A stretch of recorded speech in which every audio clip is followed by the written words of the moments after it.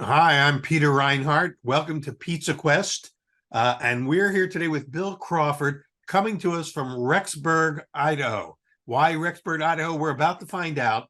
And just to give a quick background note, Bill and I first met face to face a few months ago at the big pizza competition in Napa, California. It was the California Milk Advisory Board. I guess you would call it the true California, real California was what it called, the real California pizza contest.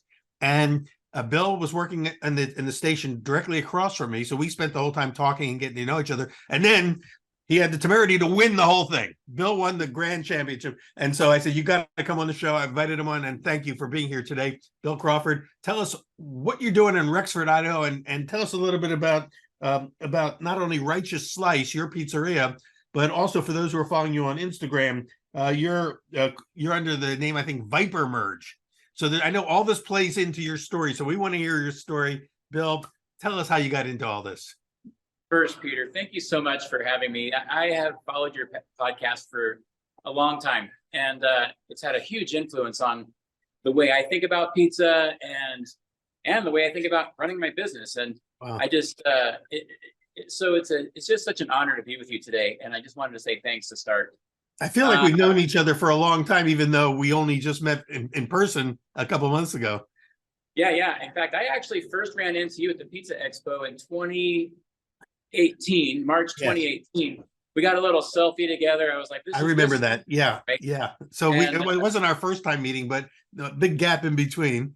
Yes. And little did we know that both of us would end up in the finals of this competition back then.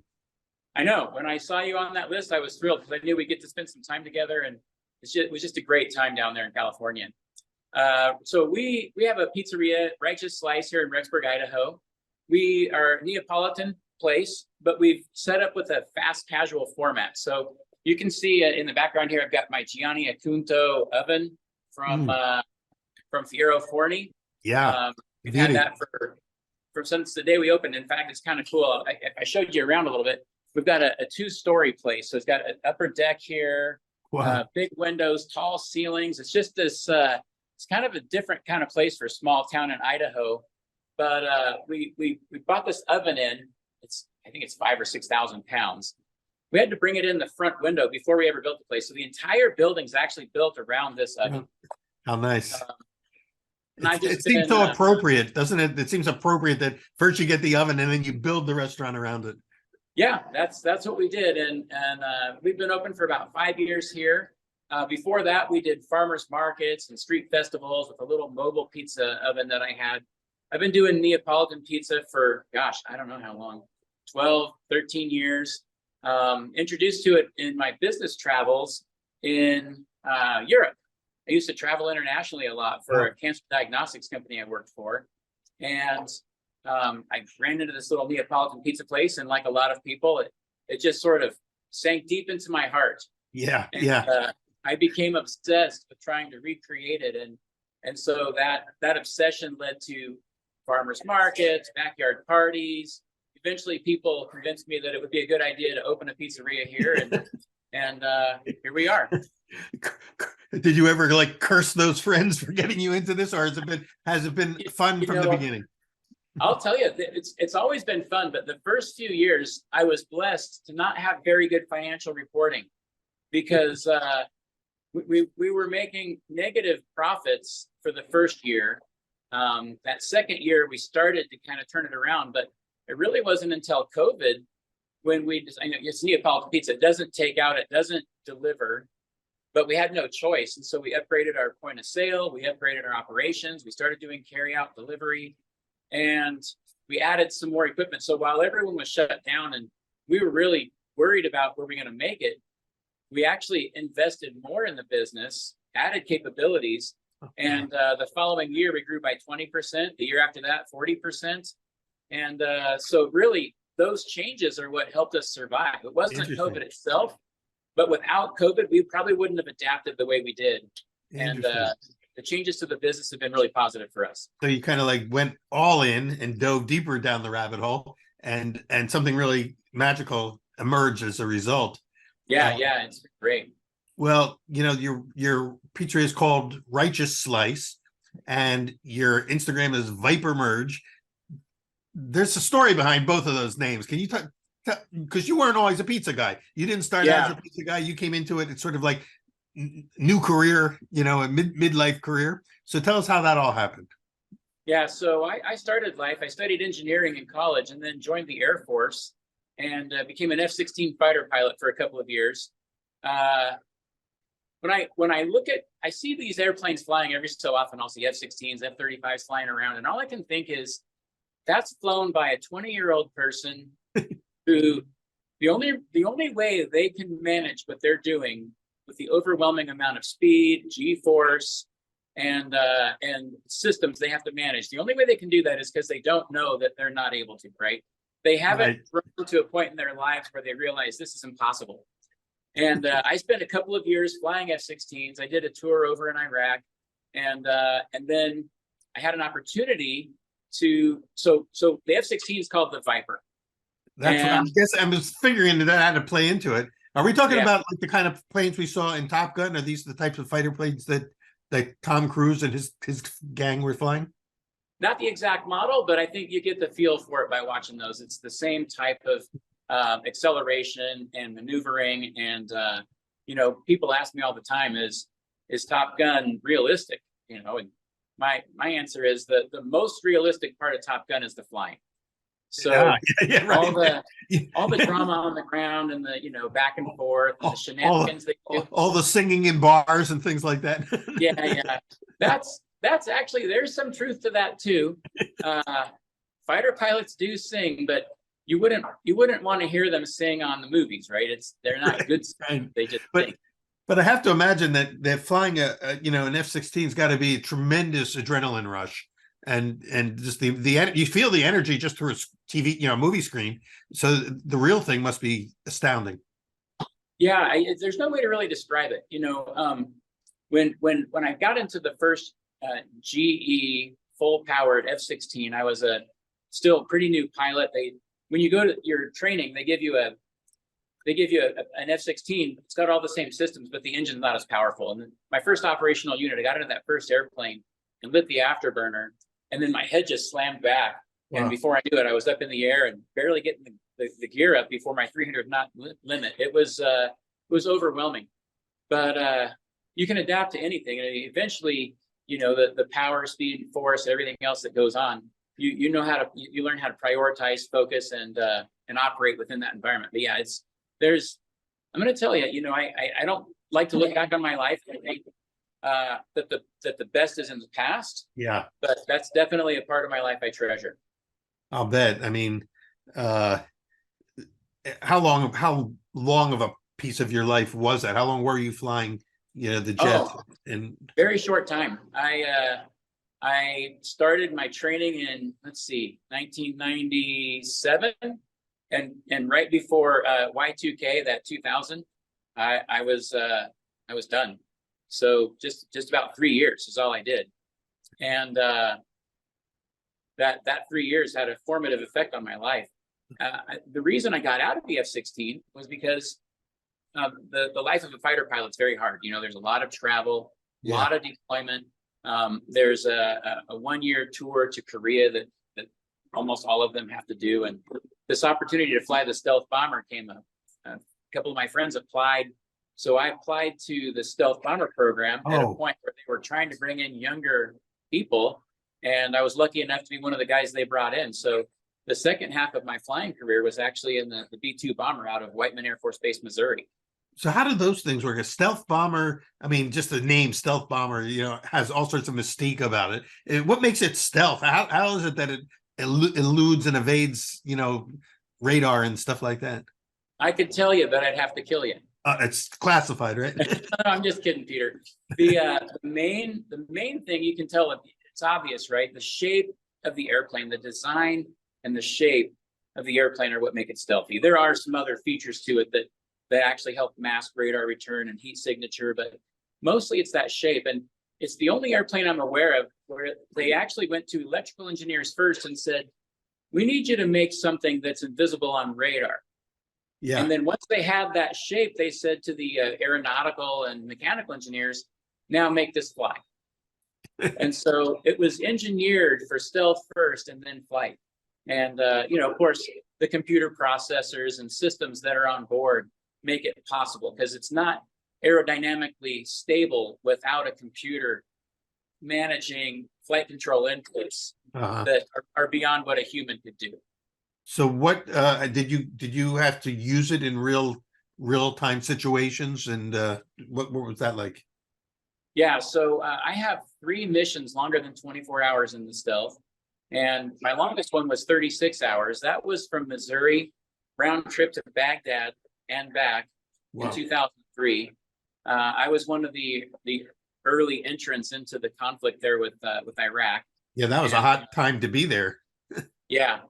So we gathered, the squadron gathered all of our spouses together in the squadron room. Wow. And just to kind of give them some comfort or some reassurance. And my squadron commander actually asked, it was squadron commander, I can't remember exactly. He said, are you okay with your husband going to war? And she said, well, if he's going to go, I'd rather have him in a stealth than in an F-16. Yeah. And so it was did a lot of hard work, mission planning, but really in that conflict, I flew one 36-hour mission. There were a number of us who did, but a lot of the pilots didn't even get to fly one mission, because the stealth role is limited to high value, high risk targets. And so we would go in if there was a high threat of the enemy engagement from the ground, and also high value of that target. We'd send those in, and Iraq ran out of those after a couple of weeks. And so our role is typically, we say, kick down the door, turn off the lights, and then we're done. You were able to get out of town. Yeah. Well, I don't want to get into the pizza side of your life too in a second, but as long as we're talking at a time right now critical in history of what's going on, in the Middle East, do you see any parallels there, or any roles, for instance, or are we wouldn't know about stealth bombers, flying over there, but I'm guessing there's got to be a lot of stealth air work going on. I went to a reunion of stealth pilots just last month. And so I won't say all of us were there, but about 100 from the entire life of that program. What a club to be a part of. Yeah, I got to see some of the old guys, but what inspired me was the focus and determination of the current people doing that mission. That I left with a high level of confidence that they're ready when called upon to do what is necessary. So I was really proud to be a part of that, but also walked away with a lot of confidence that part of America is ready to go if needed. I mean, I pray for the people in the Middle East.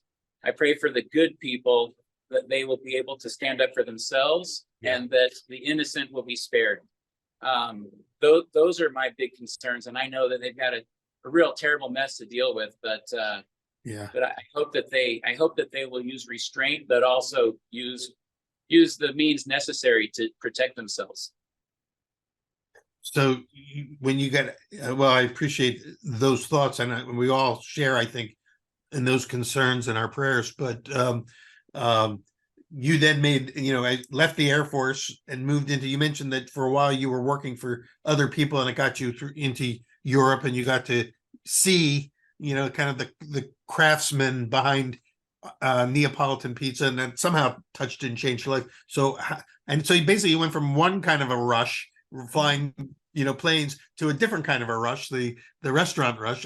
How was that transition, and what's that like now for you? So when I was in the Air Force, this bug kind of got me. I wanted to start my own business, but I was an engineer, I was a pilot, I didn't know a lot about how the world worked. So I actually decided to go to business school before I went in industry. And I got admitted to Harvard Business School. I got a master's in business. And then that's another good club. You're in a lot of really good clubs. The Viper clubs and bomber clubs and Harvard clubs. I just do what's interesting. I show up. Now the pizza club. This looks interesting. So when I was in business school, I thought some brilliant idea was going to come to me, that I could start this business and grow it and sell it and become rich. But frankly, every business I thought about, I thought that's not worth my time. I looked through the catalog, the recruiting catalog that the business school published, all the companies that come to campus, and there are probably 200 or 300 companies. I didn't want to work for any of them. Uh-huh. I found myself, I'd just given up my Air Force career, and I've got a pretty good education, but I didn't know what I wanted to do with it. So I joined a fast growing cancer diagnostics company. And I love that company, but my heart always said, you need to do something individualistic, something more creative, something more where you can be, not so much I want to work for myself, because I didn't care about that, but where I had more control over my own destiny. Oh, wow. Yeah. Yeah. And the only thing that kept coming to me was pizza, because it's something I love. And I loved it so much, but I thought, how can I walk away from this, corporate career? And I mean, nobody goes to Harvard Business School so they can start a pizzeria, right? Just, it doesn't happen. But eventually I came to, I need to be who I am. And doing something that I love mattered a lot more to me than wealth or fame or power or influence or anything else. And so before I stepped away, like I said, I was fascinated by pizza, but I knew my skills weren't there. So I enrolled in Tony Gimignani's school in San Francisco. Right, the Pizza Academy. Yeah. It was a great school. I learned way more from Tony than I thought I was going to in that week, because I wanted to learn Neapolitan pizza, but the course was Neapolitan and classic Italian. And being in Tony's place for a week, I realized there's a lot of great opportunities to make pizza that aren't Neapolitan, right? There's so much possibility to learn and grow and change and be creative. And so I was really inspired by that, but still not ready. A year later, I went to Roberto Caparuccio's school at Keste in New York. Yeah. And then this teaching opportunity came up in Idaho. And so I put all of my pizza plans on hold and moved my family to Idaho and I became a college professor here. And that's when the farmers market stuff started happening. And so I was still able to work on building my confidence, building my skills, but not completely separating from other work activities entirely. And was able to kind of balance both of those. And here we are today. Well, what strikes me in this story is you're not the only person who got into pizza sort of later in life, but prior to getting into it, you had a very full, rich, exciting life and enriching in the sense of education and developing a whole lot of life skills. How did those life skills now, how do they kind of coalesce into now the sort of big push into the next act in your 3-act play? Yeah, what's interesting about that is when you say it the way you do, I get a little self-conscious because I grew up in a lower middle class family. When I was in high school, I lived in a double wide trailer out on 2 acres in the countryside, and people in my family didn't go to college. So where was that where you grew up? I grew up in Western Oregon, a little bit south of Eugene. And for anyone who's listening, I don't want them to think, well, here's a guy who, came from money, had all these opportunities. The opportunities were there, but I had to put in the work to get there, and I had to take those moves myself. So pizza for me, it's interesting because this is every bit as exciting as flying an F-16 to me. I absolutely love making pizza. And I think it's because the thing that drives me is the challenge. And there aren't a lot of things in life more challenging than trying to make a great pizza. You know that. You've done pizza for decades, and to get the dough right, to get the oven balanced with the dough, to get everything that goes. We've lost you there, Bill, for a second. Oh, back. Sorry. No, your screen froze for a second, but now I hear you again. Yeah, thank goodness. I was just saying. We're at the mercy of the Wi-Fi world. Yeah. Everything that goes into making a great pizza requires a high level of concentration, dedication, commitment. It's the things that drive. And Yeah. so I think that's why I love it so much. Interesting. Because as you said, a lot of those same qualities that made you successful in the things that you did prior. People don't usually attribute those to opening a pizza restaurant, but firsthand that you need that level of skill, that level of commitment. And the cool part is that hearing that it's so fulfilling for you to in this phase of your life. It could be the final phase of your life. It could be what you do for the rest of your life, but it could be another phase. We don't know. But for right now, it sounds like, and especially in all the times we've talked since we first saw each other in California, that you're having fun and you're enjoying what you're doing. Absolutely, yeah. So we when I first went to Tony's, well, actually, my first step was to go to the Pizza Expo. Even before I went to Tony's, hadn't ever heard of Tony. I went to the Pizza Expo and I went to Glenn Sabalski and Pizza Man Dan's seminar. So you want to open a pizzeria? Right. It was 3 hours of those two guys laying out in excruciating detail. Yeah. Here's how you'd succeed, and there's a lot of ways to fail. You know the story. Sure. And I got out of that seminar and called my wife and said, well, I love this. I love it. And I felt like I was with people I was connected to. I'd never met any of them before. And I just felt like this is a place where I belong. Isn't that interesting? So many people report the same thing. They go to the Pizza Expo, they feel like they have found their tribe, their people, yes. And then the rest is just history for them. It just takes off. It's true. It's true. So good personal test. So those of you who are listening, if you have not yet been to Pizza Expo, and if you're still looking around for like, what could be the next thing for me, there's one place to find it. And we see thousands and thousands of people at these gatherings who have similar stories. They've gotten there through different paths and trails, but they all kind of, when they get there, they go, I found my peeps, Yep. And that matters. There's a lot of value to that. So, we want to talk about this pizza that you made at the competition, which was the pollo borracha, if I'm saying it right. Yep, pollo borracho. It means drunken chicken, right? Yep. And there's a lot of irony in the fact that you won this award with a drunken chicken, because as I understand, you don't drink. That's right. Yeah, I'm a member of the Church of Jesus Christ of Latter-day Saints. Uh-huh. I'm a faculty member at BYU, Idaho, right? So it'd be weird if I drank. Yeah. And felt a little weird walking into the liquor store and buying that bottle of tequila, but I got over it. Now you know what most 18-year-olds feel like when they go in for the first time to get their bottle. Yeah. So I just had this idea. I wanted to make something with a tequila lime chicken. And I actually applied a principle of menu designer, or, I guess recipe design, that I hadn't really thought about before, but it seems to work well, which is I picked one thing that I needed to be the star of the show, and that was that chicken item. Uh-huh.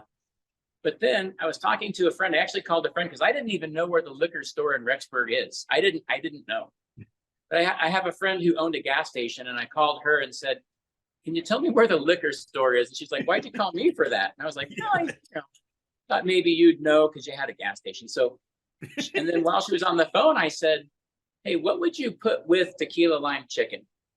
And she told me elote corn. She had this place in Texas she used to go to, and they just loved this dish that had tequila lime chicken and elote corn together. And I had been wanting for a long time to make an elote corn pizza, which is basically a roasted corn with some queso fresco, some tahini, and some mayo.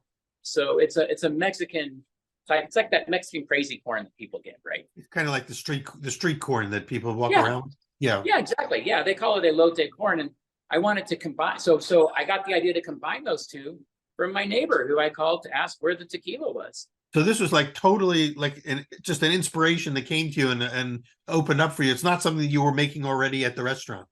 No, not at all. Not at all. So we put some Oaxaca cheese on it. It's like mozzarella, but I think it's a little saltier. It melts a little differently.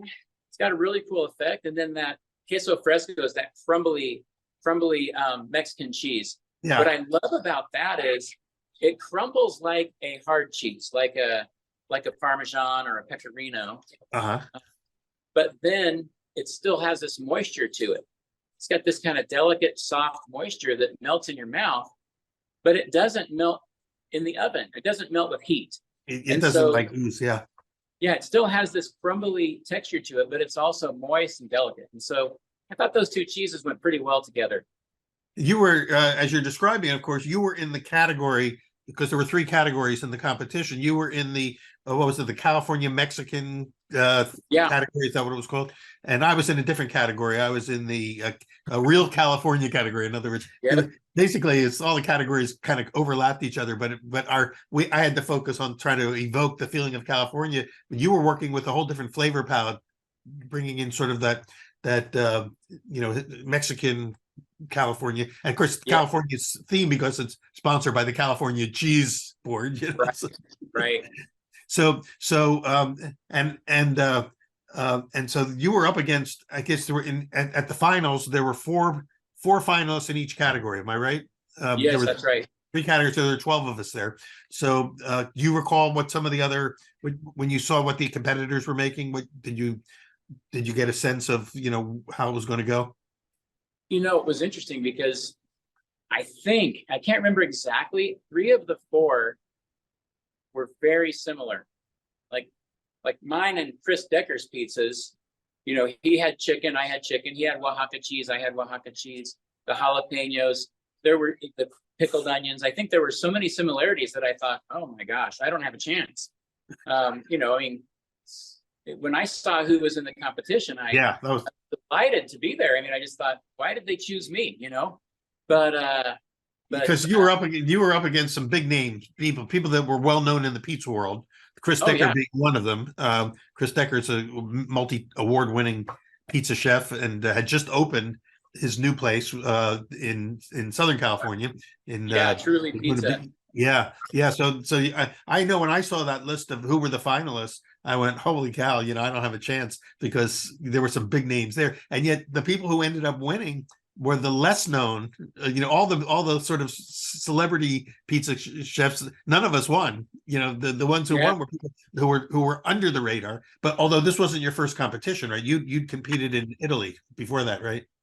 Yes, I've been competing since I opened. I wanted to compete earlier, but the competitions, I think, were a way. At first, I thought a way to prove that I'm good, but I don't think of it that way anymore. I really don't think about winning competitions. I compete so that I can learn, right? It's a way to push myself to learn. And I feel like in the last 12 months, I've learned more about pizza making than I knew before I started that 12 months, even though we've been open for 5 years. My learning has just been, I've become a voracious learner, and I'm also pretty quick at implementing whatever I see in the pizza shop. So I'm not there to get recipes. The recipes are nice. Yeah. But I'm really just there. It's the 100 hours I spend getting ready for a competition that make me a better pizza maker, that are the real benefits. So I've competed in Parma, Italy, Naples, Italy, Vegas, and of course, California twice, because we had the Tournament of Champions just a couple of weeks ago. We want to hear about that too, because in order to get to the Tournament of Champions, just like Jeopardy, you had to win one of the previous 5 years of competition. So you were up against other winners now, and that competition just ended recently, a couple of weeks ago. So we want to hear about that. And I know, and then I want you to share with us this pollo borracha pizza, if you wouldn't mind sort of putting one together for us. We've been talking about it, and I'd love for our listeners to hear it and see it, in person. But before we do, let's quickly sort of fast forward. You ended up winning your category, and then the category winners went up against each other for best in show, and that was the big prize.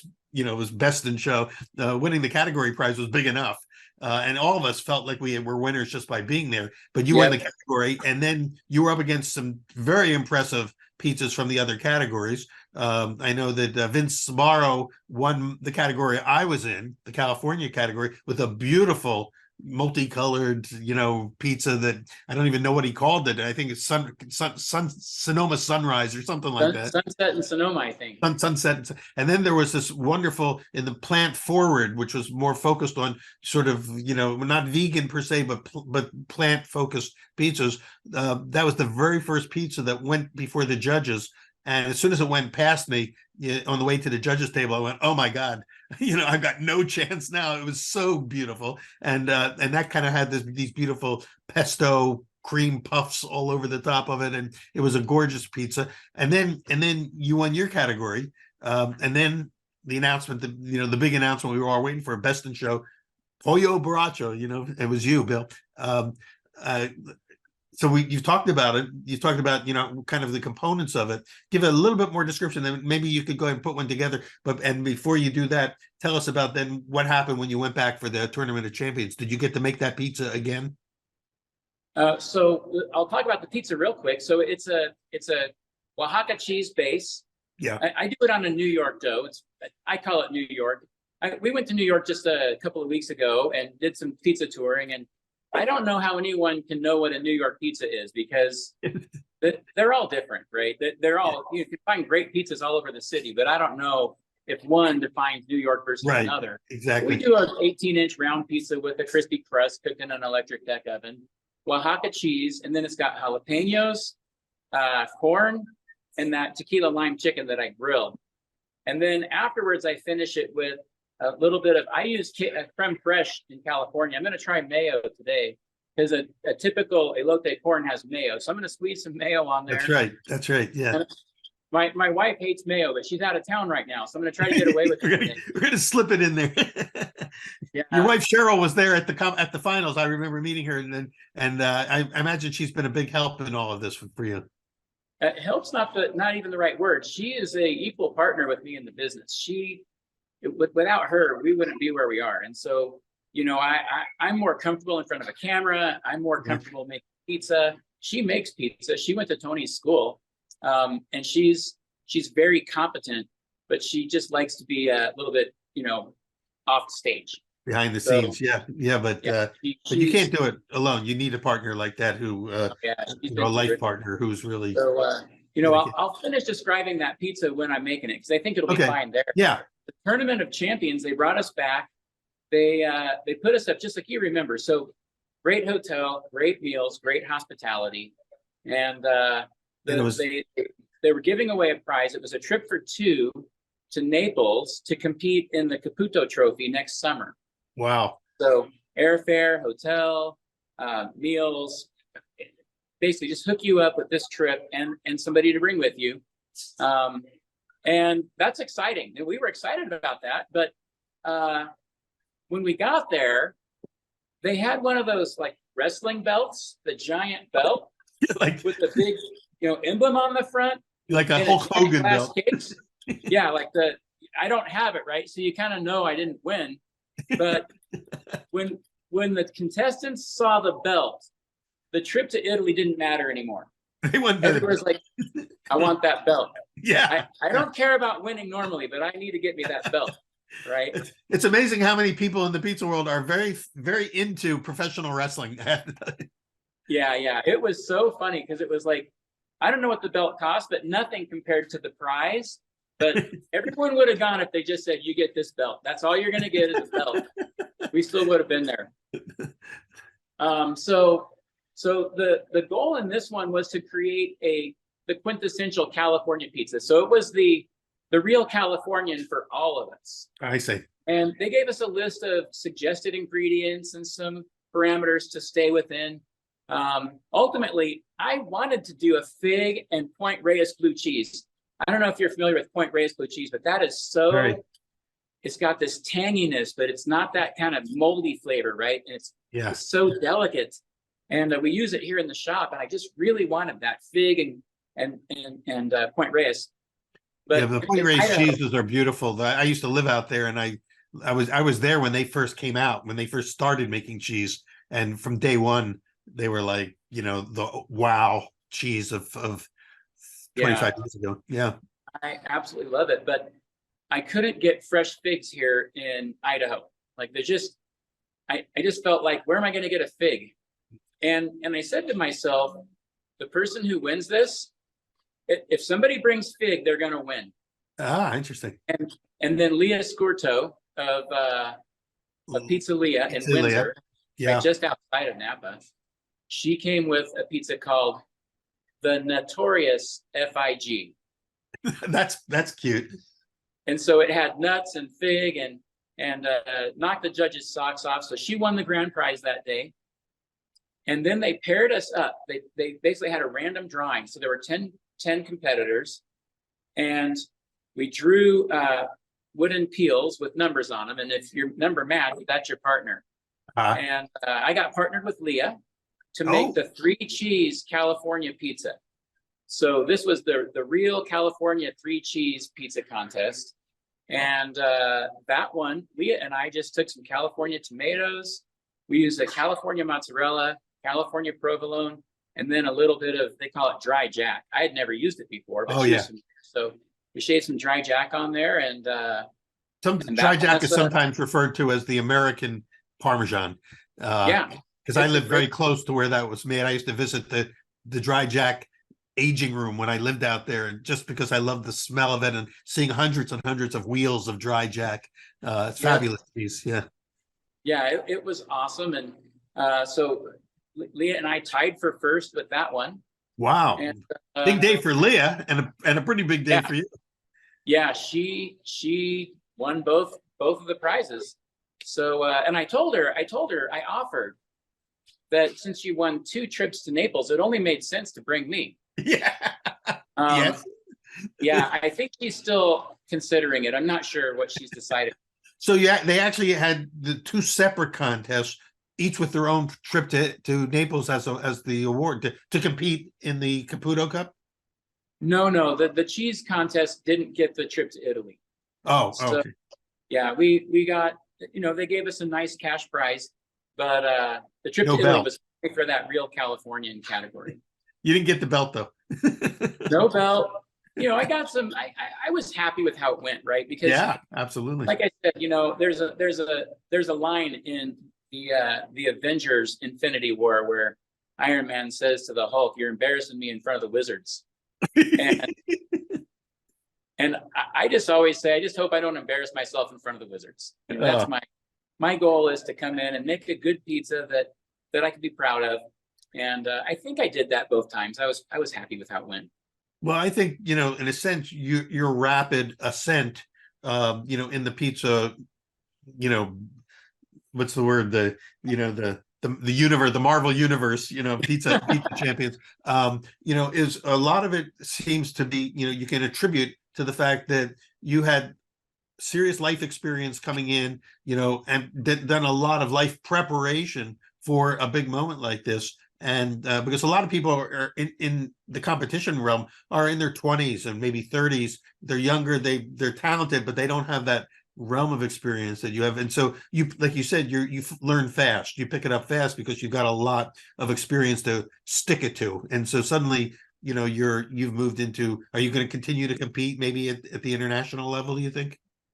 I plan to compete next year for sure. And then, I take it year by year. Good. One of the things I love about what I do here is I get to mentor young people. And so right now, next week, we're having the Righteous Slice Pizza Challenge. Everyone who works for us can enter, and we will judge their pizzas, just like they do at the Pizza Expo in Vegas. Yes. And the winner of that gets a trip to Las Vegas to compete. So we use this as a chance to learn and inspire. And so, who knows? I had my manager this year won the top place in the Northwest region for his pizza. And so I like to see more than just me out there competing. Of course, I love to compete because I just love doing it. But, I can't say that's a great part for your legacy to have a lineage of other champions that have worked under you. That is the next stage, I think, in, as your career unfolds, is not only your own championships, but the champions that you spawn. Yeah, but for me, it's really just about trying to teach somebody something that they'll love. And there's a few people here who have said they want to make their careers in pizza. And so to mentor them and coach and inspire, that's one of the things that I find most rewarding. Well, we'll throw in a really nice belt for the winner of the, of the Righteous Slice contest. You'll get everyone will raise their game even more. Why don't you show us how you show us how you did it? How did you make the pollo borracha pizza? Okay, great. So I'll just grab one. I've got to Okay. grab some dough and I should have stretched it already, but I thought maybe it would dry out. So, And I think your daughter's going to help us with this because she's going to hold the other camera, right, and show us yeah, some of the work that you're doing. yeah, I can get us started though.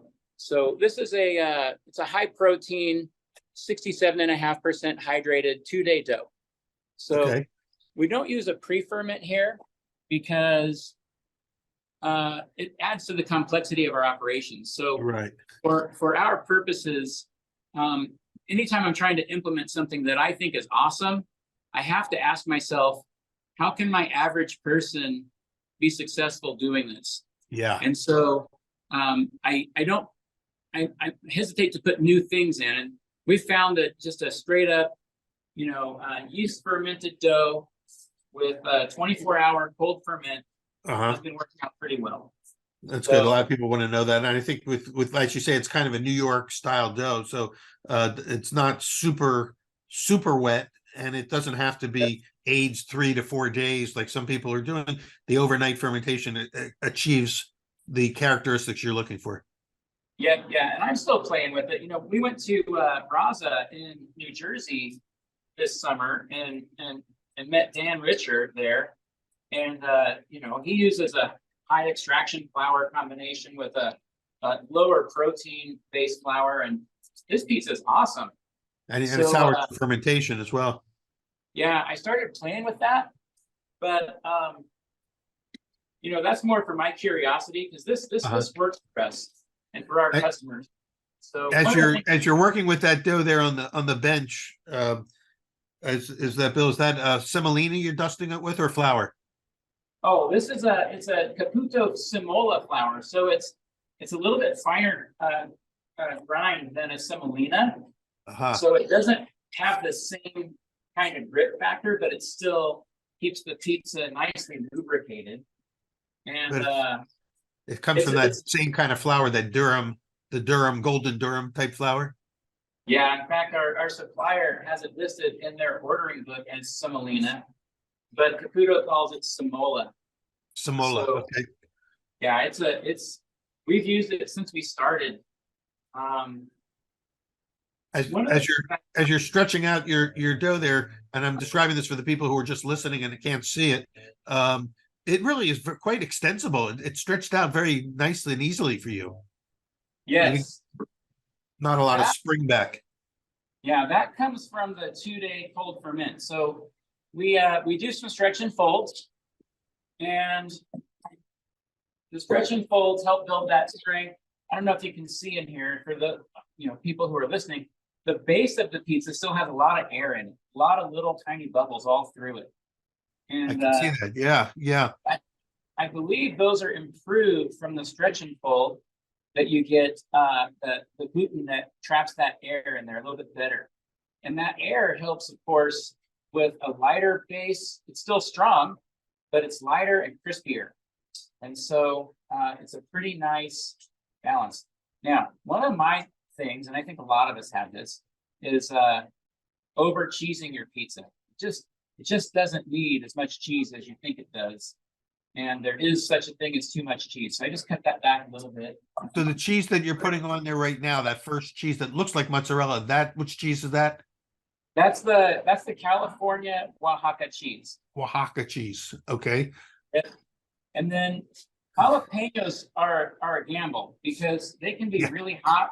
Yeah. There's a wide range of preference. So I only put a couple of them on there because I do like the flavor a lot. Do you take the seeds out? What's that? You take the seeds out of them when you slice them? No, we just slice them. Seeds and all. Okay. I did a little bit of research recently, and I learned that the seeds don't actually add the heat. There's a layer inside this, like right on that inside edge where the seeds live, that basically has the heat. Kind of the ribs. Yeah, and so we leave it in. This is corn. So right now. Okay. So now you put your corn on there. And did you treat that corn with anything? Does it have any spices or anything in the corn? No, there's no spice to it. I roast it in the oven. And I'll roast it with the husks on for about 7 minutes, and then I flip them over and do another 7. It's in the wood oven, so they turn quite dark. But then I pull those husks off. The corn's just gone out of season, so these were still corn on the cob, fresh, but they're not that pre-husked. They were already pre-husked. I couldn't find any true right off the farm corn that I was comfortable with. So, all right.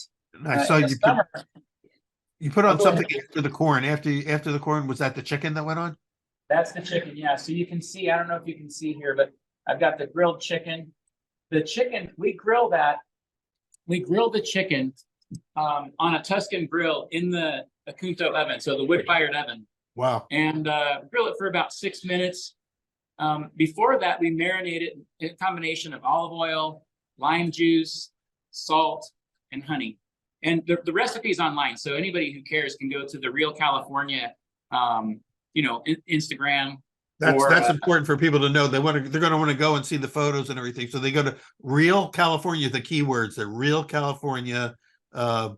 I think it's Real California Food Service, or you can search Real California Pizza on Instagram. It's Real California Food Service, because they have a couple of different ones, different Real California ones. But then get to their website, which you can see a lot of photos and the recipe.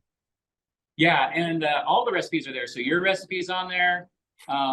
All the ones from the summer, and I don't know if they published the Tournament of Champions yet, but those will all be up too. So they're doing a lot to promote it. Yeah, so this one just has the 3 toppings. We're going to throw it in the oven real quick.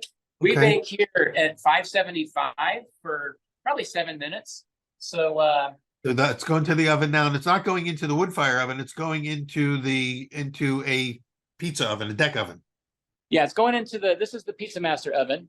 Okay. And this is like the moment of truth for me. I hope I don't mess this up. Well, it's going in. Okay, your peel's in the oven. It came off the peel nice and easily, and we've got we've got it on camera for those who are just listening. The pizza's now in the oven at 550 for approximately 7 minutes or so until done. Yeah, 575 is where we'll sit this one. I've been playing with the different temperatures because, again, something I heard Brian Spangler actually told me when I visited with him. He said, the more water you put in that dough, the more you have to cook out. That's right. And it just, I don't know why. I mean, it's obvious, but it hadn't sunk in until I heard him say that. So we brought our hydration down, and our temperature then could come up a little bit. And right now we're finding that's a pretty sweet spot for us with our dough and our application and everything else. But, I'm a pizza guy, so I never stop. I've got an experimental batch in with some whole wheat in it. It's got 70% hydration, and I'll cook that at 600 or 750, somewhere in that range. So it's all balancing out the time and temperature, and all those things can earn flux.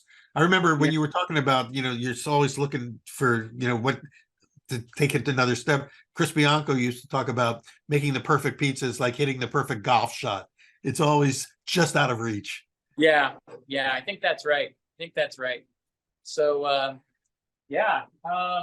once this comes out of the oven, we're gonna finish it with, we'll put the mayo on first, and then the queso fresco, and then the tahine. Tahine it's kind of a salty Mexican spice. So it's got some, I don't even know what the combination of spices are. A little bit of salty, a little bit of heat, and a little bit of citrus flavor in that. We'll sprinkle that. That gives it some nice color. And then we'll finish it with pickled red onions, cilantro, and then lime wedges. Yeah, and there were no radishes on there, right? No sliced radishes? No. I think one of the other pizzas did have radishes. I thought I saw them on one of the pizzas. Yeah. But the lime wedges, of course, give it that, again, it's a tequila lime chicken. So it kind of reinforces that whole messaging that's going on, the visual messaging of the pizza. It's a beautiful pizza, when it all comes in. You said you use straight mayo, or is the mayo flavored? The mayonnaise? No, this will just be straight mayo, and this is my first time using mayo. So at the competition, did you say creme fraiche for that, or? Yeah, creme fraiche, which is just delightful. You can make your own. You just take a little bit of buttermilk and add it to heavy cream and let it sit out. It's nerve-wracking the first time you do it, because you think, I'm leaving cream out overnight and then I'm going to eat it. Yeah, but it works. And that's where fermentation comes in to save the day.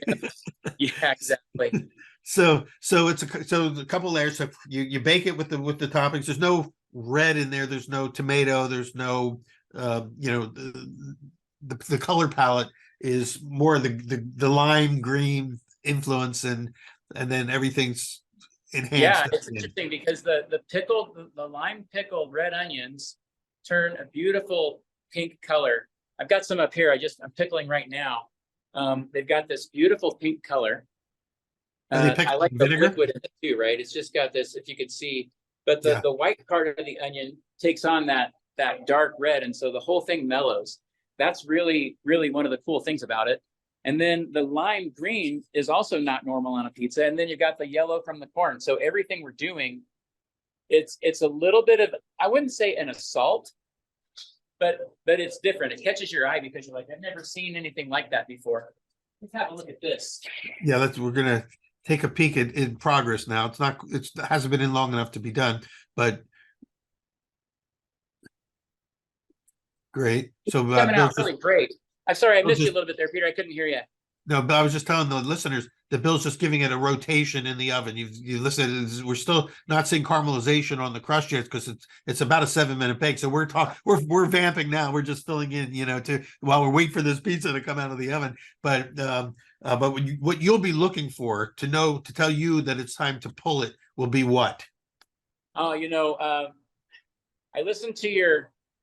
Gosh, I don't know what you called it, but it was your pizza pasta Northeast from a year ago, where you talked about the 3 different transformations, those chemical transformations that happen inside the dough, right? Where you've got gelatinization, caramelization, and the other one.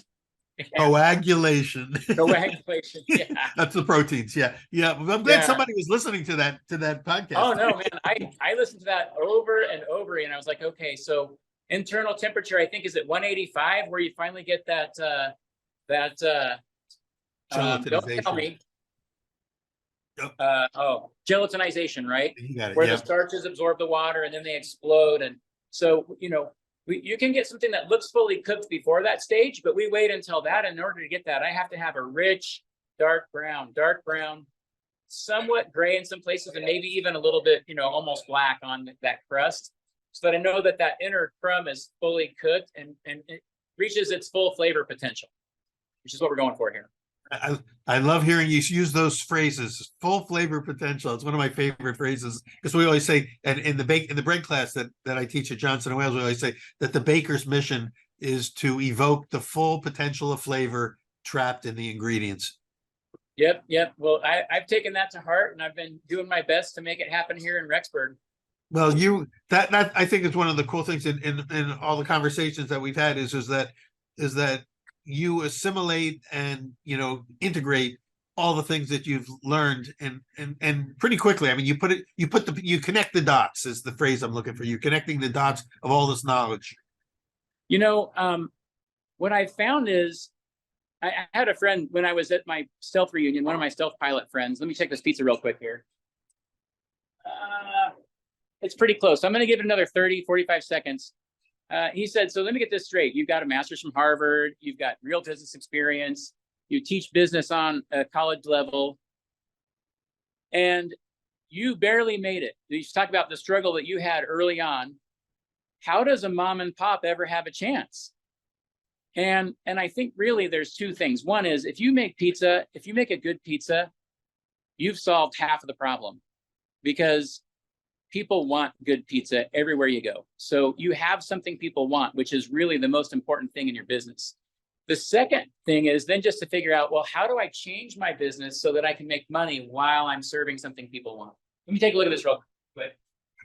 All right. So Bill's he's back in the oven, looking at the pizza, checking the under crust, looking at the cornicione to see if it's got color. We're seeing caramelization coming out of the oven.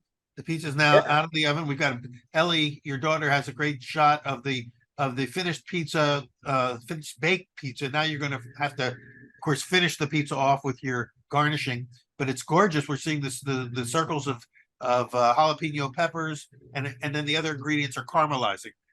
Those were those 3 transformations. Caramelization. Here's the quiz. Let's see if you can remember it. Caramelization. Okay, I'll try to remember it. Well, the first thing is going to be the caramelization on the outside, and then you've got coagulation, which is the proteins denaturing. And then you've also got the gelatinization, which is Yeah, that last beautiful. step where the starches reach their full peak and they explode, right? So let's go and take a You look just at got that your real quick. master's degree added to with when you passed the test. I listen, I try to remember, and then I apply it. That's how I learn. That's All right, great. here we go. Well, first of all, I'll check the bottom of it, right? The bottom, it's got nice dimples on it. It's got a variation in color. It looks really nice, looks crispy. I listen for the crunch as I cut through it. That didn't work. Did Here you we go. bake that pizza, Bill, on the screen? Was it baked on the screen or directly on the deck? No, I cook them on the deck. So Okay, so that you just screen is transferred just it to to a let the- screen. Yeah, I let the steam come out of the bottom for 30 seconds or so I don't get a soggy pizza on the pan. That's a great trick, yeah. Then I Okay, listen as I cut through. I'm listening for that crisp, not just through the crust, but all the way across the bottom, which I've got right now. Nice, So and I'm this is hearing a- it too, yeah. This turned out pretty nice. So then when I'm doing it for learning purposes, I'll look at a crumb shot here, and I'm looking for that webbing and not just a dense dough. This has a lot of air in it, but it's light on the outside, a little bit crispy. This one turned out as good as I could expect. I'm pretty happy with it. So now we'll come over here and we'll put the It looks finished toppings great, on it. and yeah, you do have those nice little air pockets in the cornicion, so that the snap that we could hear when you were cutting it will now translate to the bite. You know, when someone bites into it.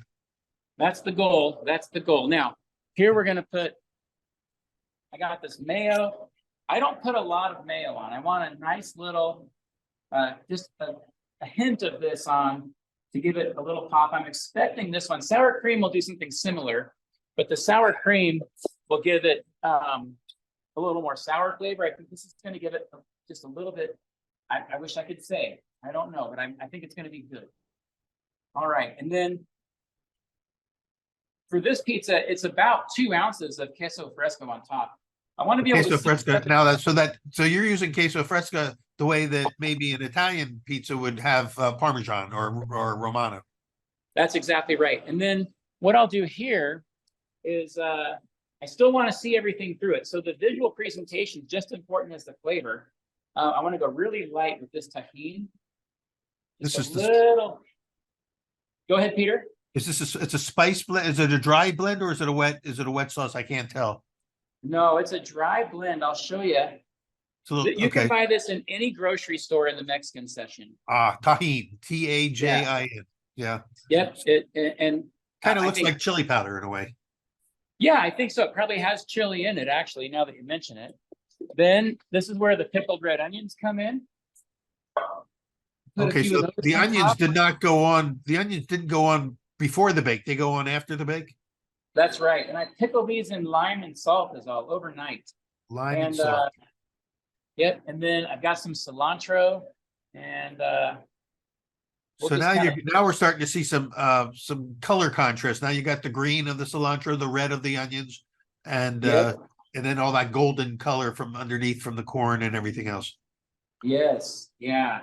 I feel like I probably lucked into this because there's probably a lot of food theory going on here that I don't understand, but I just made something I like.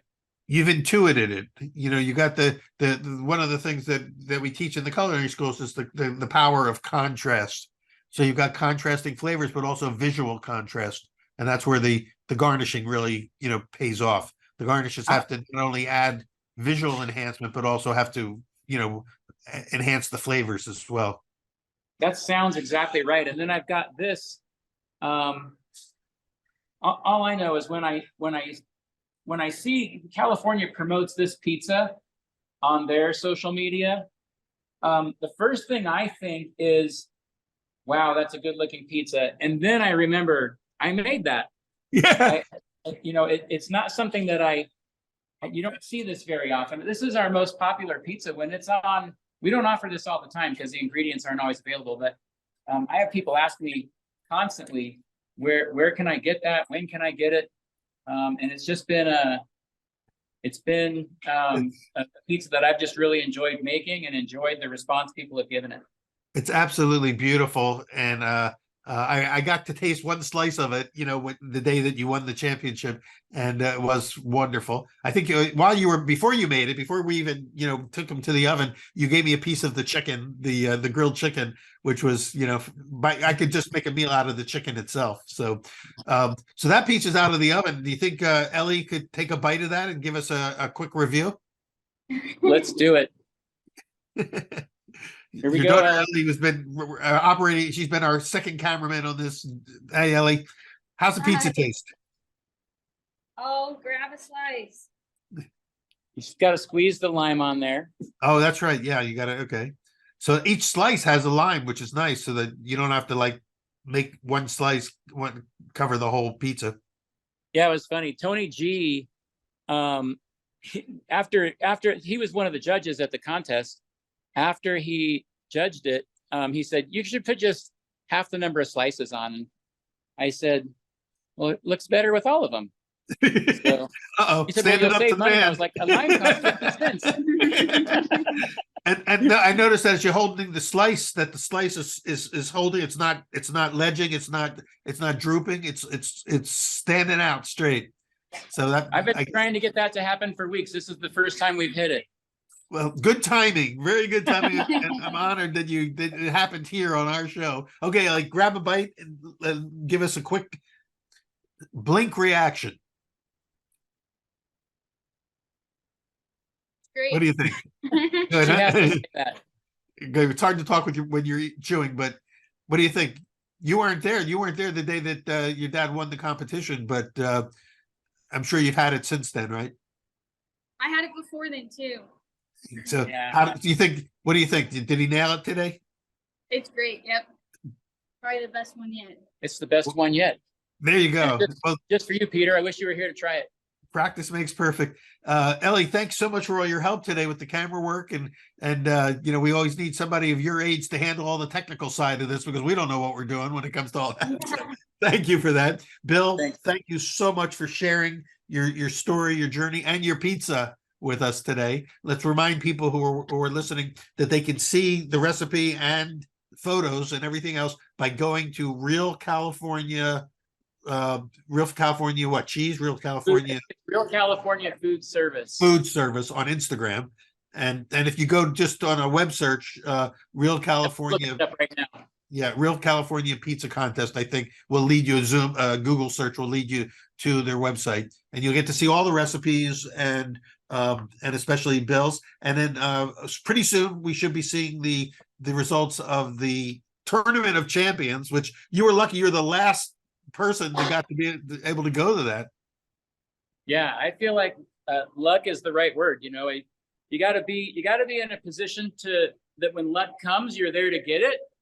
But there's still a certain amount of luck that happens, and I was very fortunate. Yeah, it's called Real CA Milk Food Service. Real CA for California Milk Yep. Food Service. Real CA Milk Food Service. That's the one.